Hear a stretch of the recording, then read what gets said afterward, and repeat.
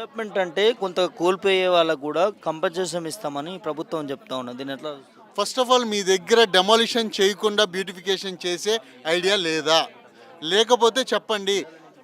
Media ముందే ప్రతిపక్ష పార్టీలందరూ చెప్తున్నారు డెమాలిషన్ చేయకుండా కూడా చేయొచ్చు అని. వాళ్ళు ఎలా చెప్తున్నారో, వాళ్ళు ఆల్రెడీ 10 ఇయర్స్ పవర్లో ఉన్నారు. వాళ్ళంతా స్టడీ చేశారు. వాళ్ళు చెప్తున్నారు కదా డెమాలిషన్ చేయకుండా కూడా చేయొచ్చు అని. వాళ్ళ నుంచి మీరు తెలుసుకోండి కదా. ఫైనల్గా ఏం లేదండి, రేవంత్ రెడ్డి గారికి ఒకటే రిక్వెస్ట్. మేమందరం మిమ్మల్ని, మీరు సీఎం అవటంలో మా పాత్ర కూడా ఉందండి. అందరం ఓటేయగలం కాబట్టే ఈ డెమోక్రటిక్ కంట్రీలో, ఈ డెమోక్రసీ, ఈ స్టేట్లో, ఈ తెలంగాణలో మీరు చీఫ్ మినిస్టర్ అయి ఉన్నారు. మీరు డెమాలిషన్ చేయకుండా మూసీ బ్యూటిఫికేషన్కి మీరు ఏమి చేస్తే మేమందరం మీకు ఒక సైన్యంగా తోడయ్యి మీ అభివృద్ధిలో మా పాత్ర కూడా ఎంతో కొంత ఉండాలని కోరుకుంటున్నాము.